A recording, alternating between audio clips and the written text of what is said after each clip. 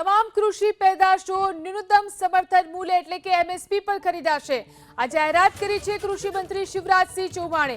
શુક્રવારે રાજ્યસભામાં એક પૂરક પ્રશ્નના જવાબમાં શિવરાજસિંહે ખેડૂતોને આશ્વાસન આપ્યું કે ખેડૂતોની તમામ પેદાશને એમએસપી પર ખરીદવામાં આવશે।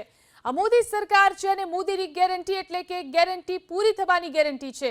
વર્ષ 2019 થી નરેન્દ્ર મોદી સરકારે ખેડૂતોને ઉત્પાદન ખર્ચ પર 50% લાભ આપી લઘુત્તમ ટેકાના ભાવની ગણતરી કરવાનો નિર્ણય કર્યો છે।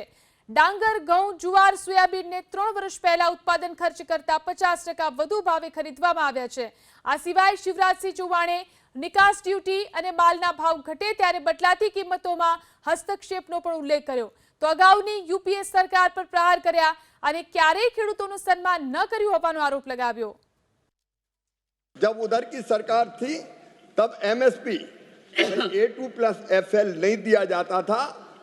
मेरे पास रिकॉर्ड है पूरा, कभी भी 50% से ज्यादा लागत पर इन्होंने लाभ नहीं दिया। लेकिन हम कटिबद्ध हैं, प्रतिबद्ध है कि कम से कम 50% ज्यादा लाभ देकर किसान की फसलें हम खरीदेंगे। मैं माननीय सदस्य को आश्वस्त करना चाहता हूं, किसान का कल्याण हमारी प्रतिबद्धता है। लगातार एमएसपी बढ़ाने का काम अगर वो चाहें तो मैं पूरा रिकॉर्ड उपलब्ध करा सकता हूं, आंकड़े दे सकता हूं। हमने बढ़ाने का भी काम किया है और जहां जरूरत है एमएसपी पर फसल खरीदने का भी हमने काम किया। मैंने आपको आंकड़े बताए हैं।